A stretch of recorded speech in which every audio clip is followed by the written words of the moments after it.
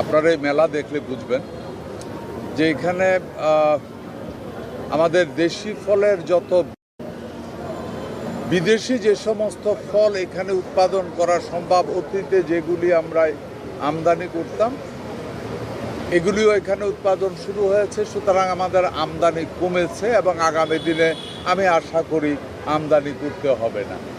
যেমন আমরা যদি একটা ফলের কথাই বলি, কি বলে এটাকে বলেন তো, ওই যে লাল যেটা ড্রাগন, রাইট।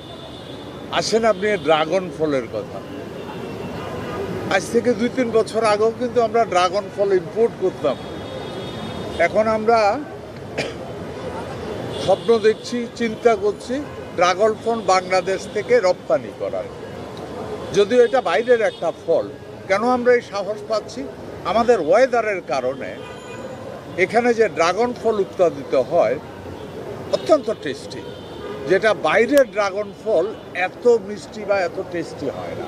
সুতরাং আমরা আশা করি আগামী দিনে হয়তো আমরা ইভেন বিদেশি একটা ফলও এখানে উৎপাদন করে আমরা পাঠাতে পারবো। আমরা বিভিন্ন ফলের বিকল্প ব্যবহার নিয়েও আমাদের গভর্নমেন্ট কাজ করে যাচ্ছে, এগ্রিকালচার ডিপার্টমেন্ট কাজ করে যাচ্ছে।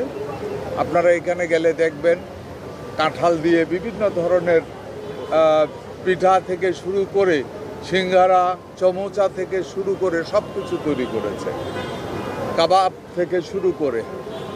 মজার ব্যাপার হলো এই কাঁঠালের কাবাব বা কাঁঠালের সবজি ফুড ভ্যালুতে কিন্তু এটা অনেক হাই, এবং বিশ্বের বেশ কয়েকটা দেশ আমাদের সাথে কথা বলছে আমাদের থেকে কাঁঠাল নিয়ে এই ধরনের প্রোডাক্ট আমরাও লোকালি ডেভেলপ করছি। এখানে ছোট ছোট ক্ষুদ্র উদ্যোক্তারা আছে, এরা অনেক কিছু তৈরি করেছে।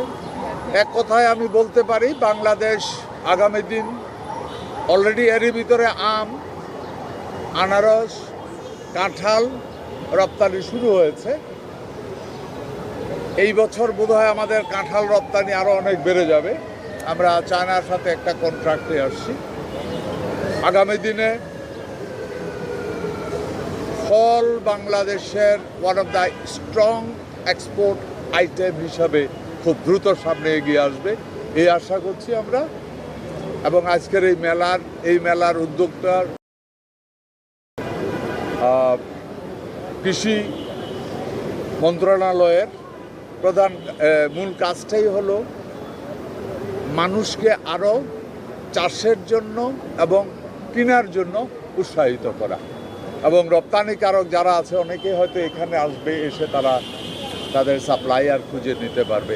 আগামী দিনগুলিতে আমরা আশা করি আমাদের আরও কিছুদিন যাওয়ার পরে ফলের রপ্তানিকে বাড়ানোর জন্য আমরা দেশ বিদেশেও ফেয়ার করা শুরু করবো ইনশাআল্লাহ। কৃষি বাজেটটা একটু বলতেন, মানে বিষয় করে বলছেন যে প্রত্যাশার তুলনায় কৃষি বাজেটটা একটু কম হয়ে গেছে। জি, কৃষি বাজেটের বরাদ্দটা একটু কম হয়ে গেছে, অনেকে বলছে যে না, আসলে খাদ্য নিরাপত্তার সাথে জরুরি। কৃষি বাজেট গত বছর যে বাজেট ছিল তার থেকে 10.35 or something like that বেড়েছে। গত বছরের তুলনায় 10% কৃষি বাজেট